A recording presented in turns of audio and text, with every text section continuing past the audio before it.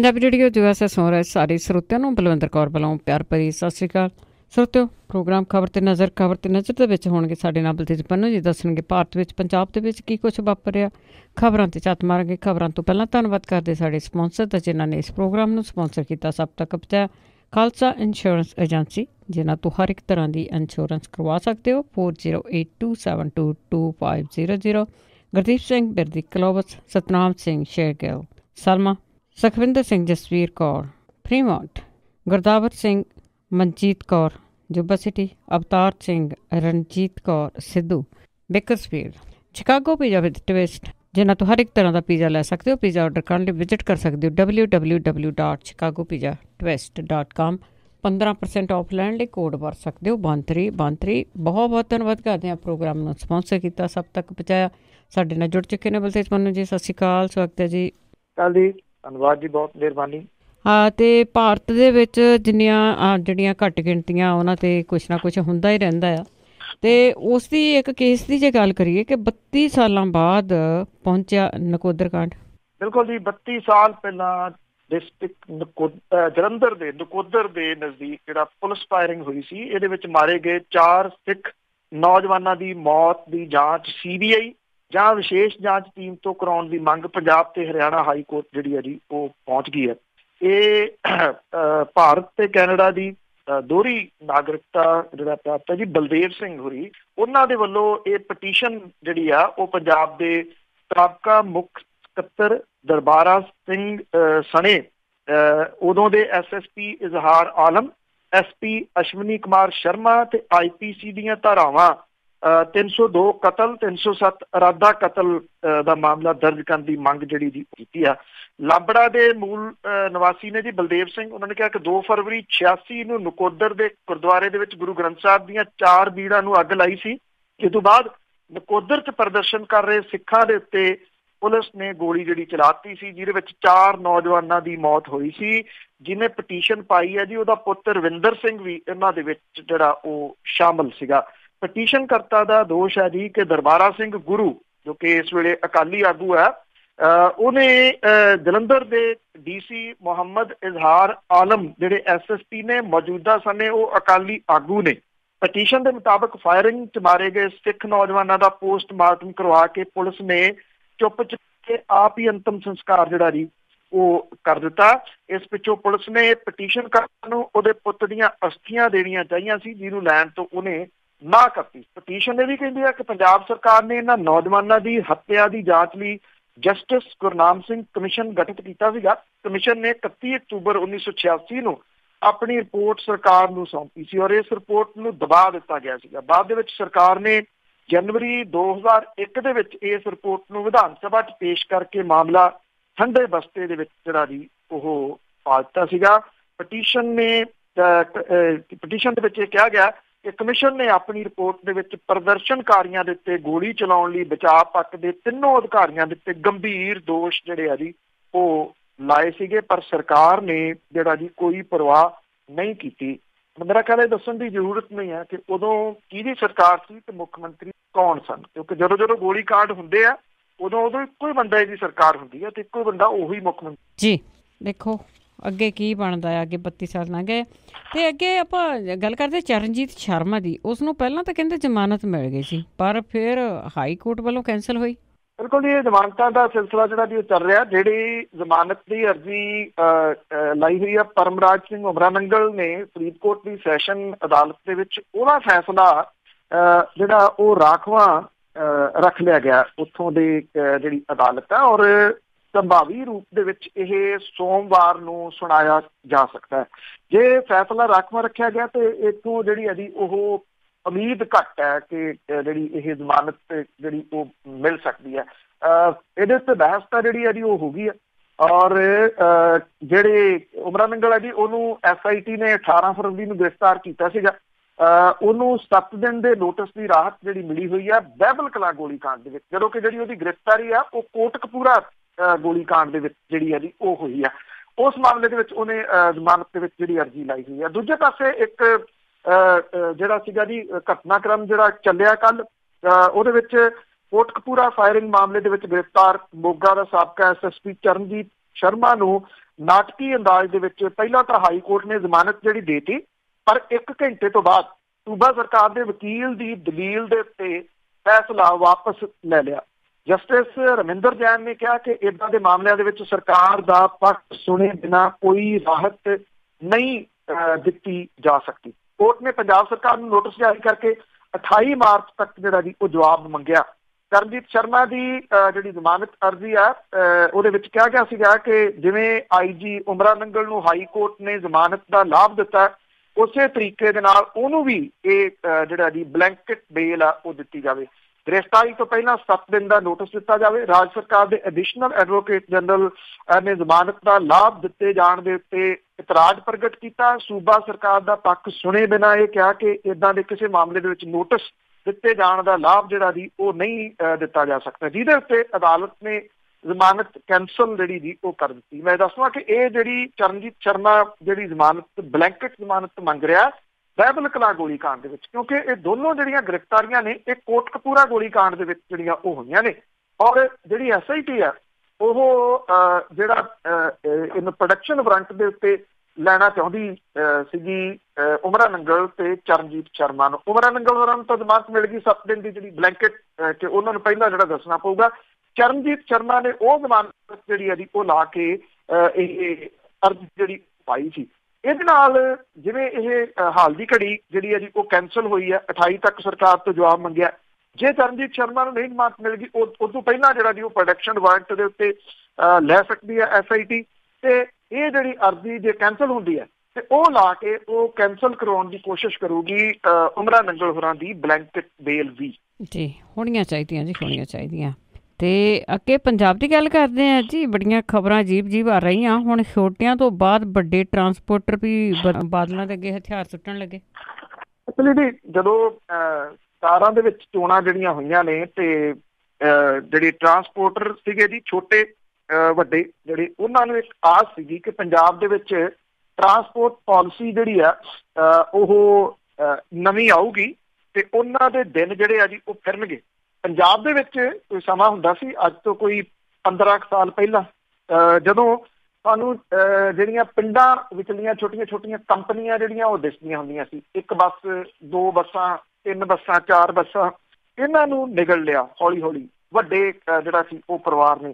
ਤਾਂ ਕੱਲ੍ਹ ਗੱਲ ਸਾਂਝੀ ਕੀ ਸੀ ਕਿ ਕਿਵੇਂ ਉਹਨਾਂ ਦੀਆਂ ਜਿਹੜੀਆਂ ਬੱਸਾਂ ਦੀ ਗਿਣਤੀ ਆ ਉਹ 225 ਨੂੰ ਕ੍ਰਾਸ ਜਿਹੜਾ ਜੀ ਉਹ ਕਰ ਗਈ ਇਸ ਵੇਲੇ ਆਲਮੋਸਟ ਜਿਹੜੀ ਆ ਜੀ। ਤੋ ਹੁਣ ਜਿਹੜੀਆਂ ਛੋਟੀਆਂ ਟਰਾਂਸਪੋਰਟ ਕੰਪਨੀਆਂ ਨਹੀਂ ਬਲਕਿ ਹੁਣ ਜਿਹੜੀ ਵੱਡੀ ਟਰਾਂਸਪੋਰਟ ਕੰਪਨੀਆਂ ਨੇ ਉਹ ਵੀ ਜਿਹੜੇ ਆ ਜੀ ਉਹ ਵਿਛਣ ਲੱਗੇ ਆ ਜੀ ਵੱਡੇ ਜਿਹੜੇ ਇਹਨਾਂ ਦੇ ਮੂਹਰੇ, ਵੱਡਿਆਂ ਦੇ ਮੂਹਰੇ, ਭਾਵ ਜਿਹੜੀ ਵੱਡੀ ਟਰਾਂਸਪੋਰਟ ਕੰਪਨੀ ਹੈ ਉਹਦੇ ਮੂਹਰੇ। ਕਾਰਨ ਕਿ ਪਾਲਿਸੀ ਜਿਹੜੀ ਆ ਜੀ ਉਹ ਨਹੀਂ ਆਈ ਸਰਕਾਰ ਦੀ, ਔਰ ਹੁਣ ਟਰਾਂਸਪੋਰਟਾਂ ਨੇ ਆਪਣੇ ਰੂਟ ਪਰਮਿਟ ਬੱਸਾਂ ਸਾਰੀਆਂ ਵੱਡੇ ਘਰਾਣਿਆਂ ਦੇ ਹਵਾਲੇ, ਘਰਾਣੇ ਦੇ ਹਵਾਲੇ ਜਿਹੜੀਆਂ ਜੀ ਉਹ ਕਰਨੀਆਂ ਸ਼ੁਰੂ ਕਰਤੀਆਂ ਨੇ।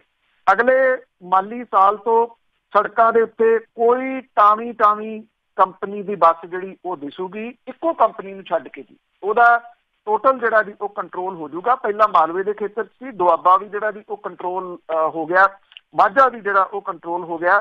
ਹੁਣ ਬਠਿੰਡੇ ਤੇ ਬਰਨਾਲੇ ਦੀਆਂ 2 ਵੱਡੀਆਂ ਬੱਸ ਕੰਪਨੀਆਂ ਨੇ, ਉਹਨਾਂ ਦੇ ਵੱਲੋਂ ਬੱਸਾਂ ਆਪਣੇ ਰੂਟ ਪਰਮਿਟਾਂ ਵਗੈਰਾ ਦਾ ਸੌਦਾ ਇਸ ਵੱਡੇ ਘਰਾਣੇ ਦੀ ਬੱਸ ਕੰਪਨੀ ਦੇ ਨਾਲ ਹੋ ਗਿਆ ਦੱਸਿਆ ਜਾਂਦਾ ਜੀ। ਔਰ ਇਹ ਕਿਹਾ ਜਾਂਦਾ ਇਹਨਾਂ ਦੇ ਨਾਲ 24 ਤੇ 25 ਮਾਰਚ ਨੂੰ ਸੌਦਾ ਜਿਹੜਾ ਜੀ ਉਹ ਹੋਇਆ, ਔਰ ਕਈ ਬੱਸਾਂ ਦਾ ਹਿਸਾਬ ਕਿਤਾਬ ਵੀ ਜਿਹੜਾ ਜੀ ਹੁਣੇ ਤੋਂ ਵੱਡੀ ਕੰਪਨੀ ਨੇ ਰੱਖਣਾ ਸ਼ੁਰੂ ਕਰਤਾ। 24 ਤੇ 25 ਨੂੰ ਇਹ ਜਿਹੜਾ ਜੀ ਫਾਈਨਲ ਚੜ੍ਹ ਜੂਗਾ ਜਿਹੜਾ ਉਹ ਸਿਰੇ। ਬਰਨਾਲਾ ਦੀ ਵੱਡੀ ਬੱਸ ਕੰਪਨੀ ਨੇ ਬਠਿੰਡਾ, ਲੁਧਿਆਣਾ ਤੇ ਬਠਿੰਡਾ ਜਲੰਧਰ ਵਾਲੇ ਜਿਹੜੇ ਰੂਟ ਪਰਮਿਟ ਸਣੇ ਬੱਸਾਂ ਦਾ ਸੌਦਾ ਕੀਤਾ, ਔਰ ਜਿਹੜਾ ਜੀ ਉਹ ਕਹਿੰਦਾ ਕਿ ਉਹਨਾਂ ਦੀ ਬੱਸਾਂ ਦਾ ਸਾਂਭ ਸੰਭਾਲ ਜਿਹੜਾ ਜੀ ਉਹ ਕਿਸੇ ਹੋਰ ਟਰਾਂਸਪੋਰਟ ਨੂੰ ਦਿੱਤਾ ਗਿਆ। ਉਹ ਇਹ ਕਹਿ ਰਹੇ ਆ, ਪਰ ਅਸਲ ਦੇ ਵਿੱਚ ਕਹਾਣੀ ਜਿਹੜੀ ਇਹ ਆ ਕਿ ਉਹਨਾਂ ਨੇ ਹਥਿਆਰ ਜਿਹੜੇ ਆ ਜੀ ਉਹ ਸੁੱਟ ਦਿੱਤੇ ਆ। ਬਠਿੰਡੇ ਦੀ ਵੱਡੀ ਬੱਸ ਕੰਪਨੀ ਨੇ ਵੀ ਹਥਿਆਰ ਇਸੇ ਤਰ੍ਹਾਂ ਸੁੱਟਿਆ। 1.5 ਦਰਜਨ ਰੂਟ ਪਰਮਿਟ ਦੇ ਉੱਤੇ ਬੱਸਾਂ ਦਾ ਸੌਦਾ ਕੀਤਾ। ਕੁਝ ਟਰਾਂਸਪੋਰਟਰ ਜਿਹੜੇ ਆ ਜੀ ਉਹ ਇਹ ਕਹਿੰਦੇ ਆ ਕਿ ਹੁਣ ਬਹੁਤੇ ਪ੍ਰਾਈਵੇਟ ਟਰਾਂਸਪੋਰਟਰਾਂ ਦਾ ਮਨੋਬਲ ਜਿਹੜਾ ਜੀ ਉਹ ਡਿੱਗ ਚੁੱਕਿਆ, ਕਿਉਂਕਿ ਉਹਨਾਂ ਨੂੰ ਸਰਕਾਰ ਤੋਂ ਵੱਡੀਆਂ ਆਸਾਂ ਸੀਗੀਆਂ ਤੇ ਔਰ ਇਹ ਜਿਹੜੀ ਟਰਾਂਸਪੋਰਟ ਨੀਤੀ ਆ ਜੀ ਉਹ ਆਊਗੀ। ਕੋਈ ਨੀਤੀ ਜਿਹੜੀ ਉਹ ਸਰਕਾਰ ਨੇ ਨਹੀਂ ਲਿਆਂਦੀ। ਔਰ ਇਹ ਵੀ ਕਿਹਾ ਜਾਂਦਾ ਹੈ ਜਿਹੜੇ ਇਹ ਟਰਾਂਸਪੋਰਟਰ ਨੇ ਉਹ ਕਹਿੰਦੇ ਆ ਕਿ ਵੱਡੇ ਘਰਾਣੇ ਦੇ ਜਿਹੜੇ ਜਰਨੈਲ ਆ ਉਹ ਸਾਰਾ ਟਾਈਮ ਟੇਬਲ ਬਹਿ ਕੇ ਤਿਆਰ ਕਰਦੇ ਆ, ਉਹਨਾਂ ਨੂੰ ਕੋਈ ਪੁੱਛਣ ਵਾਲਾ ਜਿਹੜਾ ਜੀ ਉਹ ਨਹੀਂ ਗਾ। ਬਠਿੰਡਾ ਦਾ ਇੱਕ ਟਰਾਂਸਪੋਰਟਰ ਜਿਹੜਾ ਜੀ ਉਹਦੀਆਂ ਬੱਸਾਂ ਦੇ ਉੱਤੇ ਵੀ ਇਸ ਘਰਾਣੇ ਦੀ ਅੱਖ ਜਿਹੜੀ ਹੈ ਜੀ ਉਹ ਦੱਸੀ ਜਾ ਰਹੀ ਆ। ਜਦੋਂ ਨਵੀਂ ਸਰਕਾਰ ਬਣੀ ਸੀ ਤੇ ਉਦੋਂ ਇੱਕ ਜਿਹੜੀ ਆਸ ਵੱਡੀ PRTC ਦੇ ਵਿੱਚ ਵੀ ਜਿਹੜੀ ਉਹ ਜਾਗੀ ਕਿ ਸ਼ਾਇਦ ਇਹ ਜਿਹੜੀ ਟਰਾਂਸਪੋਰਟ ਆ ਇਹਦੇ ਵੀ ਦਿਨ ਜਿਹੜੇ ਆ ਉਹ ਬਦਲ ਗਏ, ਪਰ ਹਾਲਾਤ ਜਿਹੜੇ ਆ ਜੀ ਇਹੋ ਜਿਹੇ ਬਣ ਗਏ ਆ, ਉਹ ਸਭ ਦੇ ਸਾਹਮਣੇ ਆ।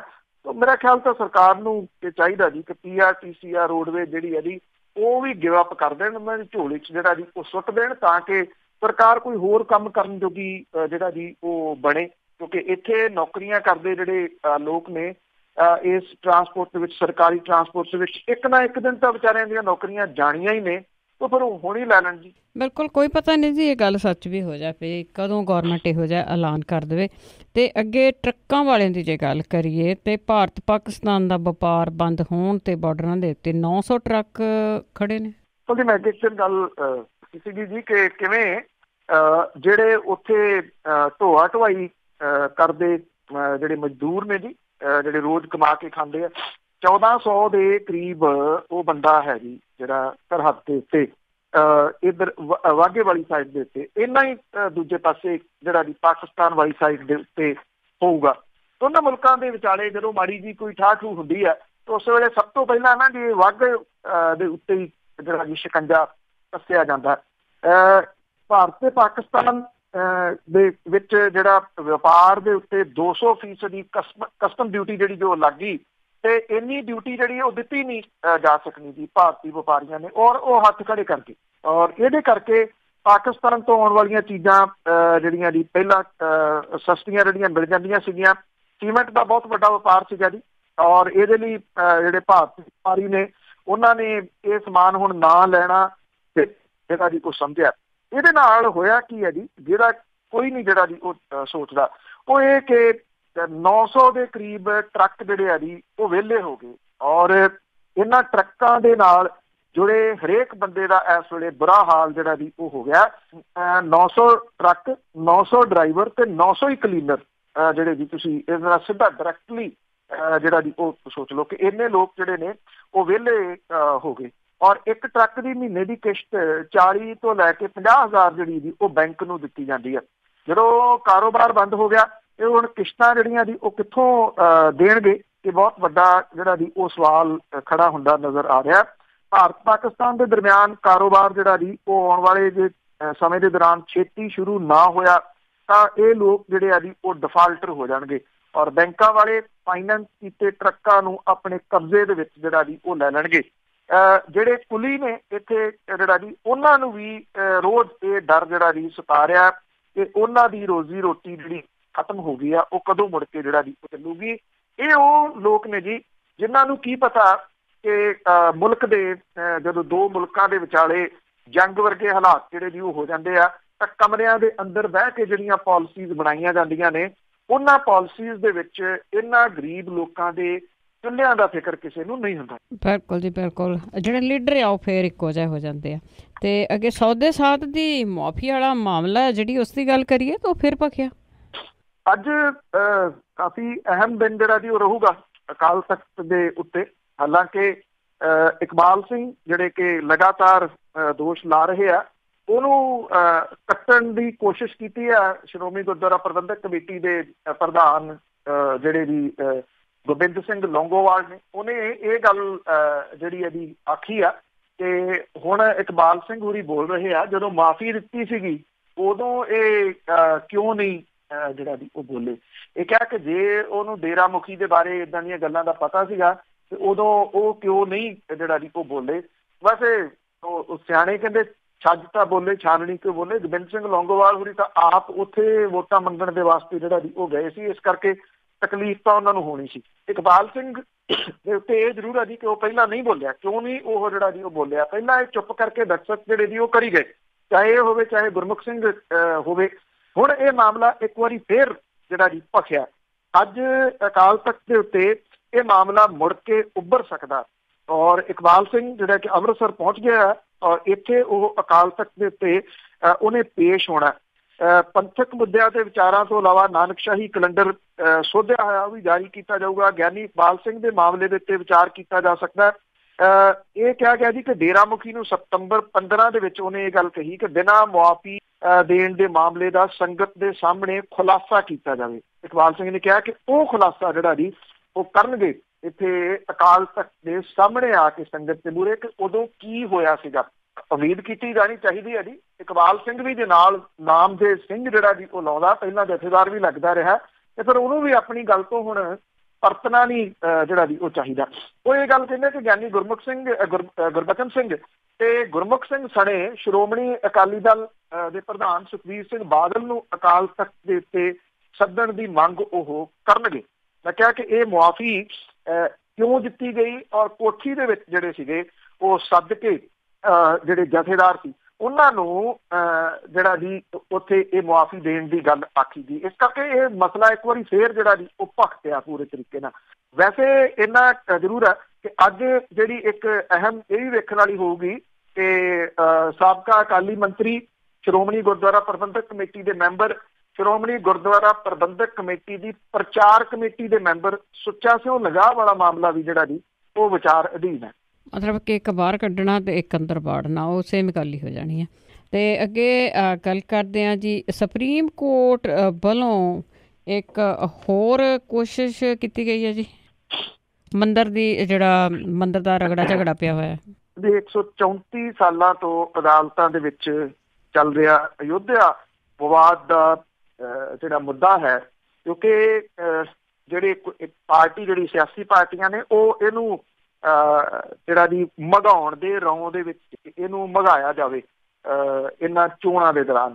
ਪਰ ਜੇ ਦੇਖਿਆ ਜਾਵੇ ਤਾਂ ਇਹ ਜਿਹੜੀ ਸੁਪਰੀਮ ਕੋਰਟ ਦੀ ਕੋਸ਼ਿਸ਼ ਹੈ ਉਹਨੇ ਉਹਨਾਂ ਦੀਆਂ ਆਸਾਂ ਦੇ ਉੱਤੇ ਕਿਤੇ ਨਾ ਕਿਤੇ ਪਾਣੀ ਜਿਹੜਾ ਜੀ ਉਹ ਫੇਰ ਦਿੱਤਾ, ਕਿਉਂਕਿ ਉਹਨੇ ਇੱਕ ਸਾਲਸੀ ਕਮੇਟੀ ਜਿਹੜੀ ਬਣਾਈ ਆ ਜਿਹਦੇ ਵਿੱਚ ਜਸਟਿਸ FM ਕਲੀਫੁੱਲਾ ਜਿਹੜੇ ਤਾਮਿਲਨਾਡੂ ਦੇ ਆ, 1975 ਦੇ ਵਿੱਚ ਵਕਾਲਤ ਸ਼ੁਰੂ ਕੀਤੀ, 2000 ਦੇ ਵਿੱਚ ਮਦਰਾਸ ਹਾਈ ਕੋਰਟ ਦੇ ਜੱਜ ਬਣੇ, 2012 ਦੇ ਵਿੱਚ ਸੁਪਰੀਮ ਕੋਰਟ ਦੇ ਵਿੱਚ ਨਿਯੁਕਤ ਹੋਏ, 16 ਦੇ ਵਿੱਚ ਰਿਟਾਇਰ ਹੋ ਗਏ। ਉਹਨਾਂ ਦੀ ਜਿਹੜੀ ਦੀ ਰਹਿਨਮਾਈ ਦੇ ਵਿੱਚ ਇੱਕ ਕਮੇਟੀ ਬਣੀ ਹੈ ਔਰ ਸ਼੍ਰੀ ਰਵੀ ਸ਼ੰਕਰ ਇਹਦੇ ਵਿੱਚ ਆਰਟ ਆਫ ਲਿਵਿੰਗ ਵਾਲਾ ਜਿਹੜਾ ਜੀ ਉਹਨੂੰ ਸ਼ਾਮਲ ਕੀਤਾ ਗਿਆ। ਸ਼੍ਰੀ ਰਾਮ ਪੰਚੂ ਜਿਹੜੇ ਕਿ ਸੀਨੀਅਰ ਵਕੀਲ ਆ, ਕੋਰਟ ਦੇ ਬਾਹਰ ਮਾਮਲੇ ਸੁਲਝਾਉਣ ਦੀ ਫਰਮ ਚਲਾਉਂਦੇ ਆ ਉਹ, ਔਰ 2005 ਦੇ ਵਿੱਚ ਦੇਸ਼ ਦਾ ਪਹਿਲਾ ਜਿਹੜਾ ਜੀ ਏਦਾਂ ਸਮਝੌਤੇ ਕਰਾਉਣ ਦਾ ਚੈਂਬਰ ਬਣਾਉਣ ਦੇ ਵਿੱਚ ਉਹ ਭੂਮਿਕਾ ਨਿਭਾ ਚੁੱਕੇ। ਇਹ ਬੰਦੇ ਜਿਹੜੇ ਆ ਜੀ ਉਹ ਸਾਲਸੀ ਦੇ ਤੌਰ ਦੇ ਉੱਤੇ ਦੱਸਣਗੇ। ਇਹਦੇ 'ਚ ਕੁਝ ਚੀਜ਼ਾਂ ਬੜੀਆਂ ਅਹਿਮ ਜਿਹੜੀਆਂ ਸੁਪਰੀਮ ਕੋਰਟ ਨੇ ਕੀਤੀਆਂ ਨੇ। ਇੱਕ ਤਾਂ ਇਹਦੇ ਜਿਹੜੇ ਇਹ ਸਾਲਸੀ ਵਾਲੇ ਨੇ ਇਹ ਅੰਦਰ ਬਹਿ ਕੇ ਸਾਰੀ ਗੱਲਬਾਤ ਕਰਨਗੇ, ਉਹਦੀ ਵੀਡੀਓ ਰਿਕਾਰਡਿੰਗ ਜਿਹੜੀ ਹੈ ਜੀ ਉਹ ਹੋਊਗੀ ਸਾਰੀ ਦੀ, ਮੀਡੀਆ ਨੂੰ ਕੁਛ ਨਹੀਂ ਦੱਸਿਆ ਜਾਊਗਾ। ਇਹ ਬਹੁਤ ਚੰਗਾ ਜਿਹੜਾ ਜੀ ਉਹ ਕੀਤਾ, ਕਿਉਂਕਿ ਨਹੀਂ ਤਾਂ ਇੱਥੇ ਬਲਦੀ ਦੇ ਉੱਤੇ ਤੇਲ ਜਿਹੜਾ ਉਹ ਪਹਿਲਾਂ ਹੀ ਪਾਇਆ ਜਾ ਰਿਹਾ ਤੇ ਰਹਿੰਦਾ ਜਿੰਨਾ ਹੋਰ ਚੱਕ ਦੇਣਾ ਸੀਗਾ ਜੀ ਮੀਡੀਆ ਨੇ। ਇਹ ਚੰਗੀ ਗੱਲ ਕੀਤੀ ਹੈ ਕਿ ਮੀਡੀਆ ਨੂੰ ਕੁਛ ਜਿਹੜਾ ਜੀ ਉਹ ਨਹੀਂ ਦੱਸਿਆ ਜਾਊਗਾ। ਦੂਜਾ, ਇਹਦੇ ਵਿੱਚ 4 ਹਫ਼ਤਿਆਂ ਦੇ ਵਿੱਚ ਜਿਹੜੇ ਇਹ ਹਫ਼ਤੇ ਦੇ ਵਿੱਚ ਇਹਨਾਂ ਨੂੰ ਸ਼ੁਰੂ ਕਰਨੀ ਹੋਊਗੀ ਜੀ ਇਹ ਸਾਰੀ ਕਾਰਵਾਈ। 4 ਹਫ਼ਤਿਆਂ ਤੋਂ ਬਾਅਦ ਸੁਪਰੀਮ ਕੋਰਟ ਨੂੰ ਦੱਸਣਾ ਹੋਊਗਾ ਕਿ ਕੀ ਇਹਦੇ ਵਿੱਚ ਪ੍ਰੋਗਰੈਸ ਜਿਹੜੀ ਆ ਹੋਈ। 8 ਹਫ਼ਤਿਆਂ ਦਾ ਟੋਟਲ ਸਮਾਂ ਜਿਹੜਾ ਜੀ ਉਹ ਦਿੱਤਾ ਗਿਆ। ਮਤਲਬ ਇਹ ਕਿ ਜਿਹੜਾ ਇਹ ਮਾਮਲਾ ਹੈ ਇਹ ਮਈ ਦੇ ਵਿੱਚ ਜਿਹੜਾ ਜੀ ਜਾ ਕੇ ਖਤਮ ਜਿਹੜਾ ਉਹ ਹੋਊਗਾ। ਉਦੋਂ ਤੱਕ ਲੋਕ ਸਭਾ ਚੋਣਾਂ ਜਿਹੜੀਆਂ ਦੀ ਉਹ ਤਕਰੀਬਨ ਸਮਾਪਤ ਹੋ ਚੁੱਕੀਆਂ ਹੋਣਗੀਆਂ। ਇਹਦਾ ਇੱਕ ਅਹਿਮ ਜਿਹੜਾ ਜੀ ਵੱਡਾ ਪੱਖ ਹੈ। ਜੇ ਆਪਾਂ ਪਿਛੋਕੜ ਦੀ ਗੱਲ ਕਰੀਏ ਤਾਂ 1990 ਦੇ ਵਿੱਚ ਵਿਸ਼ਵ ਹਿੰਦੂ ਪ੍ਰੀਸ਼ਦ ਮੁਸਲਿਮ ਜਿਹੜੇ ਸੀਗੇ ਜੀ ਨੇਤਾ, ਉਹਨਾਂ ਦੇ ਵਿਚਾਲੇ ਗੱਲਬਾਤ ਬੇਨਤੀਜਾ ਰਹੀ।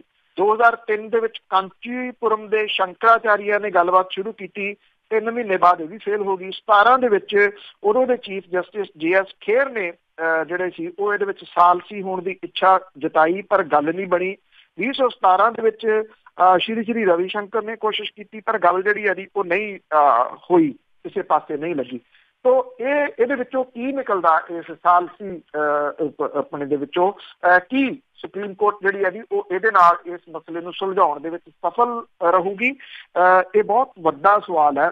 ਪਰ ਉਦੋਂ ਵੀ ਵੱਡਾ ਸਵਾਲ ਜਿਹੜਾ ਨਾ ਜੀ ਉਹ ਇਹ ਆ ਕਿ ਉਹ ਕੁਛ ਲੋਕ ਜਿਹੜੇ ਤਿਆਰੀ ਕਰੀ ਬੈਠੇ ਸੀ ਵੀ ਇਹਨਾਂ ਚੋਣਾਂ ਦੇ ਵਿੱਚ ਬਾਕੀ ਮਸਲੇ ਜਿਹੜੇ ਪਾਸੇ ਕਰਕੇ ਭੁਲਾ ਕੇ ਉਹਨਾਂ ਨੇ ਇਹਨੂੰ ਉਭਾਰਨਾ ਸੀ, ਉਹਨਾਂ ਦੀਆਂ ਆਸਾਂ ਤੇ ਕਿਤੇ ਨਾ ਕਿਤੇ ਪਾਣੀ ਜ਼ਰੂਰ ਫਿਰ ਗਿਆ। ਬਿਲਕੁਲ ਜੀ ਬਿਲਕੁਲ, ਉਹ ਤਾਂ ਬਿਲਕੁਲ ਹੀ ਦੂਸਰਾ ਉਲਟਾ ਪਾਸਾ ਹੀ ਹੋ ਗਿਆ। ਅਤੇ ਹੁਣ ਜੇ ਪਾਕਿਸਤਾਨ ਦੀ ਕਰੀਏ ਤਾਂ ਉਹਨਾਂ ਨੇ ਇੰਡੀਆ ਦੇ ਜਿਹੜੇ ਪਾਇਲਟ ਆ ਉਹਨਾਂ ਦੇ ਉੱਤੇ ਕੇਸ ਦਰਜ ਕੀਤਾ ਕਿ ਇਹਨਾਂ ਨੇ ਸਾਡੇ ਦਰਖਤ ਪੁੱਟੇ।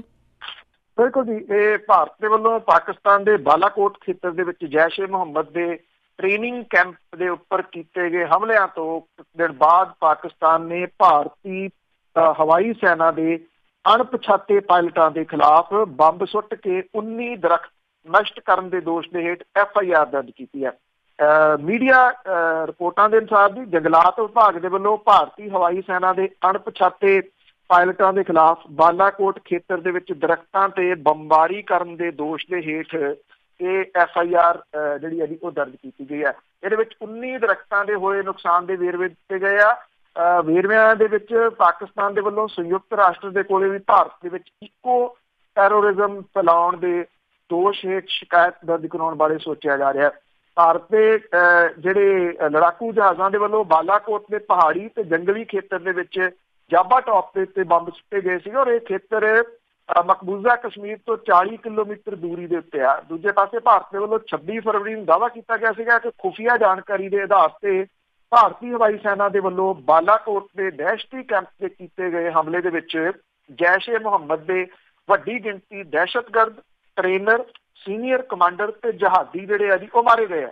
ਜਦੋਂ ਕਿ ਪਾਕਿਸਤਾਨ ਜਿਹੜਾ ਜੀ ਉਹ ਇਹ ਕਹਿੰਦਾ ਰਿਹਾ ਕਿ ਉੱਥੇ ਕੋਈ ਇੱਦਾਂ ਦਾ ਟ੍ਰੇਨਿੰਗ ਸੈਂਟਰ ਨਹੀਂ ਸੀਗਾ। ਜਿਹੜੇ ਭਾਰਤੀ ਏਅਰ ਫੋਰਸ ਦੇ ਜਹਾਜ਼ ਸੀਗੇ ਜੀ ਉਹ ਮਹਿਜ਼ ਦਰਖਤਾਂ ਦੇ ਉੱਤੇ, ਕਿਉਂਕਿ ਉਹ ਕਹਿੰਦੇ ਕਿ ਜੰਗਲਾਤ ਦਾ ਏਰੀਆ, ਇੱਥੇ ਦਰਖਤਾਂ ਦੇ ਉੱਤੇ ਜਿਹੜਾ ਜੀ ਉਹ ਬੰਬ ਸੁੱਟ ਕੇ ਜਿਹੜਾ ਉਹ ਚਲੇ ਗਏ ਸਨ। ਇਹ ਮਾਮਲਾ ਦਰਜ ਕਰਨ ਦੇ ਪਿੱਛੇ ਮਕਸਦ ਜਿਹੜਾ ਜੀ ਉਹ ਪਾਕਿਸਤਾਨ ਦਾ ਇਹ ਵੀ ਹੋ ਸਕਦਾ ਕਿ ਉਹ ਆਪਣੀ ਗੱਲ ਨੂੰ ਜਿਹੜਾ ਜੀ ਉਹ ਸਹੀ ਦਰਸਾਉਣਾ ਚਾਹੁੰਦਾ ਕਿ ਉੱਥੇ ਕੋਈ ਨੁਕਸਾਨ ਜਿਹੜਾ ਜੀ ਉਹ ਨਹੀਂ ਹੋਇਆ। ਵੈਸੇ ਜਿਹੜਾ ਇੰਟਰਨੈਸ਼ਨਲ ਮੀਡੀਆ ਹੈ, ਅੰਤਰਰਾਸ਼ਟਰੀ ਮੀਡੀਆ ਜਿਹੜਾ ਜੀ, ਉਹਦੀਆਂ ਵੀ ਜਿਹੜੀਆਂ ਰਿਪੋਰਟਾਂ ਨੇ ਉਹਨਾਂ ਨੇ ਤਕਰੀਬਨ ਸਾਰਿਆਂ ਨੇ ਇੱਕੋ ਜਿਹੀ ਜਿਹੜੀ ਗੱਲ ਕਹੀ ਹੈ ਕਿ ਉੱਥੇ ਕਿਸੇ ਕਿਸਮ ਦਾ ਕੋਈ ਜਾਨੀ ਨੁਕਸਾਨ ਜਿਹੜਾ ਜੀ ਉਹ ਨਹੀਂ ਹੋਇਆ। ਜਦੋਂ ਕਿ ਭਾਰਤ ਕਲੇਮ ਕਰਦਾ ਇੱਥੇ ਤਾਂ ਤੁਹਾਨੂੰ ਪਤਾ ਜੀ ਜਿਹੜਾ ਗੋਦੀ ਮੀਡੀਆ ਉਹਨੇ ਤਾਂ ਕੋਈ 250, ਕੋਈ 300, ਕੋਈ 350, ਕੋਈ 350 ਆਪੋ ਆਪਣੀ ਗਿਣਤੀ ਜਿਹੜੀ ਉਹ ਬਣਾ ਕੇ ਪੇਸ਼ ਕਰ ਦਿੱਤੀ ਸੀ ਉਹਨਾਂ ਦਿਨਾਂ 'ਚ। ਹਾਂ, ਹੁਣ ਉਹ ਮੂੰਹ 'ਚ ਘੁੰਗਣੀਆਂ ਪਾ ਕੇ ਜ਼ਰੂਰ ਬਹਿ ਗਿਆ ਜੀ, ਕੋਈ ਨਹੀਂ ਬੋਲ ਰਿਹਾ ਉਸ ਗਿਣਤੀ ਦੇ ਬਾਰੇ ਨਹੀਂ ਹੁਣ।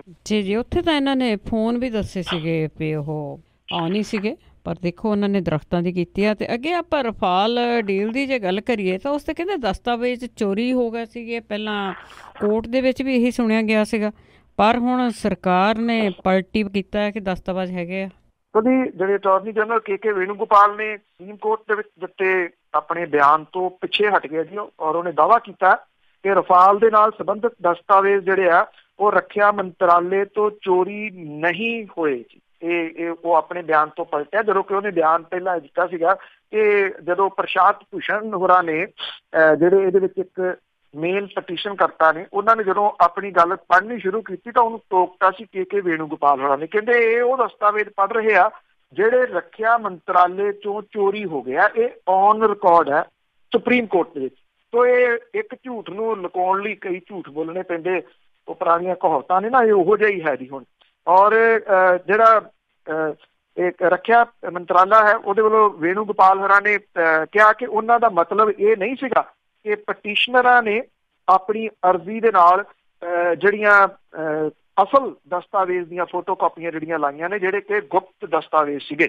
ਅਟਾਰਨੀ ਜਨਰਲ ਦੇ ਵੱਲੋਂ ਰਫਾਲ ਸੌਦੇ ਦੇ ਦਸਤਾਵੇਜ਼ ਸੁਪਰੀਮ ਕੋਰਟ ਚੋਰੀ ਹੋਣ ਬਾਰੇ ਦੱਸੇ ਜਾਣ ਦੇ ਉੱਤੇ ਸਿਆਸੀ ਵਿਵਾਦ ਜਿਹੜਾ ਜੀ ਉਹ ਖੜਾ ਹੋ ਗਿਆ ਸੀਗਾ ਔਰ ਕਾਂਗਰਸ ਦੇ ਪ੍ਰਧਾਨ ਸਣੇ ਵਿਰੋਧੀ ਧਿਰ ਦੇ ਵੱਲੋਂ ਸਰਕਾਰ ਤੇ ਨਿਸ਼ਾਨਾ ਜਿਹੜਾ ਜੀ ਉਹ ਲਾਏ ਜਾਣ ਤੋਂ ਬਾਅਦ ਵੇਣੂਗੋਪਾਲ ਨੇ ਕਿਹਾ ਕਿ ਫਾਈਲਾਂ ਚੋਰੀ ਹੋਣ ਵਾਲਾ ਬਿਆਨ ਬਿਲਕੁਲ ਗਲਤ ਹੈ। ਉਹਨਾਂ ਨੇ ਕਿਹਾ ਕਿ ਯਸ਼ਵੰਤ ਸਿਨਹਾ, ਅਰੁਣ ਸ਼ੌਰੀ ਤੇ ਪ੍ਰਸ਼ਾਂਤ ਭੂਸ਼ਣ ਦੇ ਵੱਲੋਂ ਦਾਖਲ ਜਿਹੜੀ ਰਿਵਿਊ ਪਟੀਸ਼ਨ ਹੈ ਉਹਦੇ ਵਿੱਚ ਰੀਜਨਲ ਦਸਤਾਵੇਜ਼ ਦੀਆਂ ਫੋਟੋ ਕਾਪੀਆਂ ਜਿਹੜੀਆਂ ਜੀ ਉਹ ਲਾਈਆਂ ਗਈਆਂ ਸੀਗੀਆਂ। ਸਰਕਾਰੀ ਸੂਤਰਾਂ ਨੇ ਕਿਹਾ ਕਿ ਅਟਾਰਨੀ ਜਨਰਲ ਦੇ ਵੱਲੋਂ ਦਸਤਾਵੇਜ਼ ਚੋਰੀ ਹੋਣ ਵਾਲਾ ਸ਼ਬਦ ਵਰਤੇ ਜਾਣ ਤੋਂ ਗੁਰੇਜ਼ ਕੀਤਾ ਜਾ ਸਕਦਾ ਸੀ, ਪਰ ਸਵਾਲ ਇਹ ਆ ਜਿਹੜੀ ਚੀਜ਼ ਔਨ ਰਿਕਾਰਡ ਆ ਗਈ ਹੁਣ ਉਹਦਾ ਤੁਸੀਂ ਜਿਹੜਾ ਜੀ ਉਹ ਜਵਾਬ ਕਿਵੇਂ ਦਿਓਗੇ? ਉਹ ਕਿਵੇਂ ਤੁਸੀਂ ਕਹੋਗੇ ਕਿ ਸਾਡੀ ਪਹਿਲਾਂ ਜਿਹੜੀ ਕਹੀ ਹੋਈ ਗੱਲ ਹੈ ਉਹ ਸੱਚੀ ਸੀ ਜਾਂ ਹੁਣ ਜਿਹੜੀ ਉਹ ਸੱਚੀ ਹੈ? ਪਹਿਲਾਂ ਝੂਠ ਬੋਲਿਆ ਸੀ ਜਾਂ ਹੁਣ ਜਿਹੜਾ ਜੀ ਉਹ ਝੂਠ ਬੋਲ ਰਹੇ ਹੋ?